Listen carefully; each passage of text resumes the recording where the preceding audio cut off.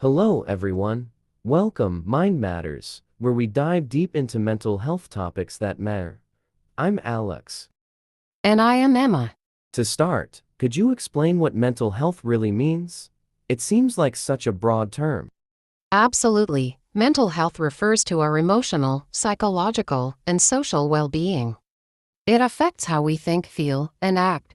It also influences how we handle stress, relate to others, and make decisions. Good mental health isn't just about the absence of mental illness, but also about overall well-being and balance. That's a great point. How can someone start to pay more attention to their mental health if they've never really thought about it before? One of the first steps is self-awareness. Paying attention to how you're feeling and recognizing when you might be stressed or overwhelmed is crucial. Regular self-check-ins, mindfulness practices, and journaling can help with this.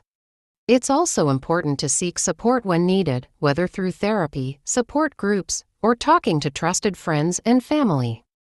Speaking of therapy, many people find it intimidating or are unsure if they need it. What advice would you give to someone hesitant about starting therapy? It's completely normal to feel hesitant. Therapy is a safe space to explore your thoughts and feelings with a professional. It's not just for people with severe mental health issues. It can be beneficial for anyone looking to improve their well-being. I'd recommend starting with a consultation to see if the therapist is a good fit for you. What about self-care? How can someone incorporate it into their daily routine? Self-care is essential for maintaining mental health. It's about taking time for yourself and doing things that rejuvenate you. This could be as simple as a walk in nature, reading a book, or practicing a hobby. It's also important to set boundaries and ensure you're not overextending yourself. Those are excellent tips. Before we wrap up, do you have any final thoughts or advice for our listeners? Just remember that mental health is a continuous journey. It's okay to seek help, and it's important to prioritize your well-being.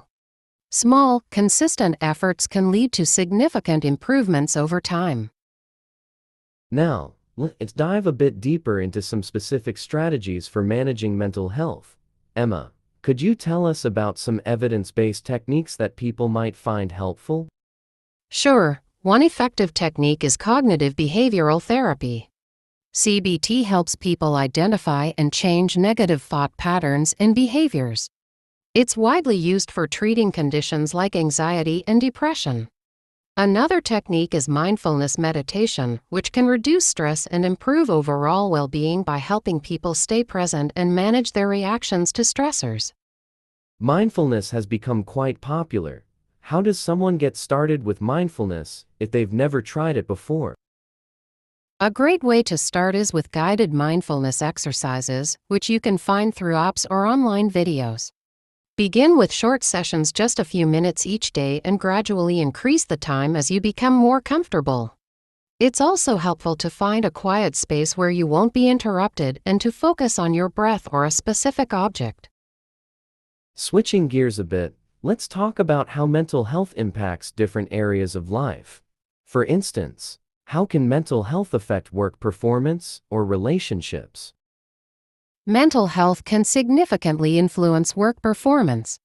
Stress, anxiety, or depression can impact concentration, productivity, and interpersonal relationships at work.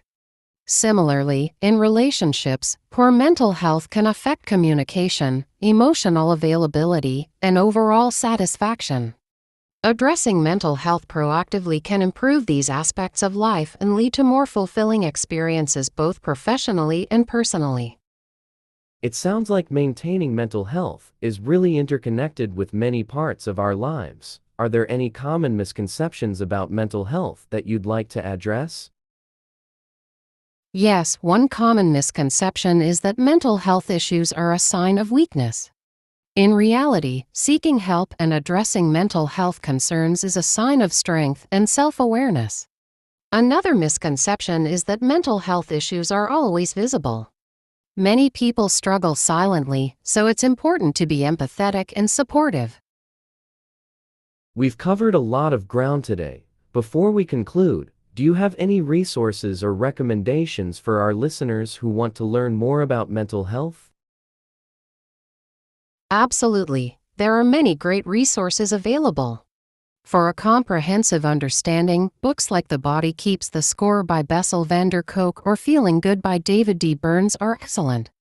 Websites like the National Alliance on Mental Illness NAMI and Mental Health America MHA offer valuable information and support. And don't forget about local mental health professionals who can provide personalized guidance.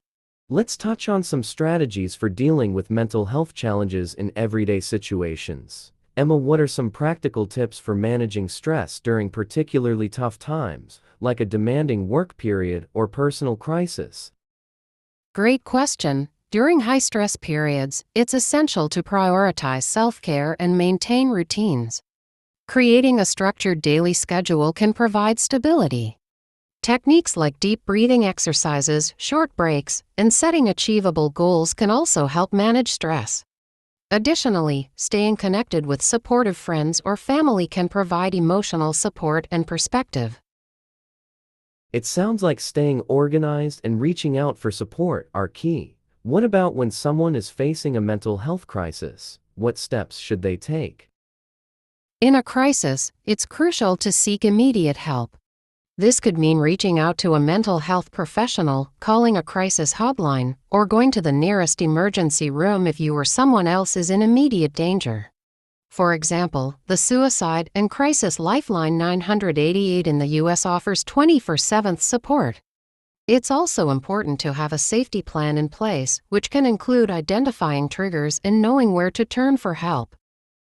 We've talked a lot about individual strategies, but what role does community play in supporting mental health? Community is incredibly important. A supportive community can provide a sense of belonging and reduce feelings of isolation. Community resources, such as local support groups, mental health workshops, and outreach programs, can offer valuable support and information. Encouraging open discussions about mental health within communities can also help reduce stigma and promote collective well-being. Building a supportive network is definitely beneficial. As we start to wrap up, could you share any final words of encouragement for those who might be struggling with their mental health? Absolutely. If you're struggling, remember that it's okay to ask for help and that you don't have to go through it alone. Mental health challenges are a common part of life, and seeking support is a proactive and courageous step. Focus on small, manageable changes and be patient with yourself. Progress takes time, and every step forward is a step towards better well-being. How mental health intersects with different aspects of our lives, like work and education. Emma, what are some ways employers and educational institutions can better support mental health? Employers and educational institutions play a crucial role in supporting mental health. For workplaces, creating a culture that prioritizes mental well-being can involve offering mental health days, providing access to counseling services, and fostering an environment where employees feel comfortable discussing mental health issues. Training managers to recognize signs of distress and handle conversations empathetically can also make a big difference. In educational settings, schools and universities can offer mental health resources, such as counseling services and stress management workshops. Creating a supportive environment where students can seek help without stigma and integrating mental health education into the curriculum can also be beneficial. Those are great suggestions. What about for people who may not have access to formal support systems? What can they do to take care of their mental health on their own? For those without access to formal support, there are still many effective self-care strategies. Developing a routine that includes regular physical activity, balanced nutrition, and sufficient sleep can greatly impact mental health. Engaging in hobbies, practicing relaxation techniques, and staying connected with supportive people can also be helpful. Additionally, online resources and support groups can offer valuable information and community. How can technology be leveraged to support mental health? Are there any apps or digital tools you'd recommend? Technology can be a powerful tool for supporting mental health.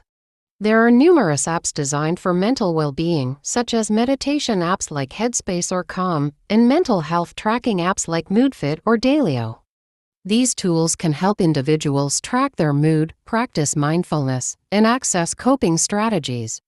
However, it's important to use these tools as a complement to professional help rather than a replacement.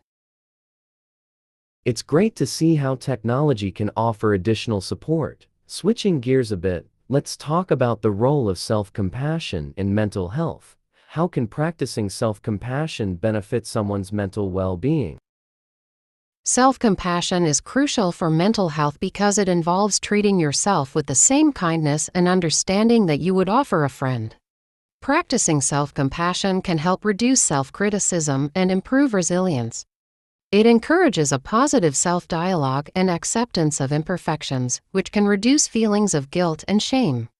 Techniques like self-compassion exercises and affirmations can foster this mindset. That's a valuable perspective. We've discussed a lot today, and as we move towards the end, is there anything else you'd like to share with our listeners about mental health? I'd like to emphasize that mental health is a continuous journey, and it's okay to seek help at any stage. There's no right way to address mental health. What matters is finding what works for you. Be patient with yourself, celebrate small victories, and remember that seeking support is a sign of strength. Thank you, Emma, for your comprehensive insights and practical advice. Thank you for having me. It's been a pleasure discussing these important topics. And thank you to all our listeners for joining us today. We hope you've gained some useful insights and strategies for managing mental health. If you enjoyed today's episode, please share it with your friends and family. And as always, we appreciate your feedback and suggestions for future topics. We'll be back next week with another episode of Mind Matters. Until then, take care and be well. Goodbye, everyone. Goodbye.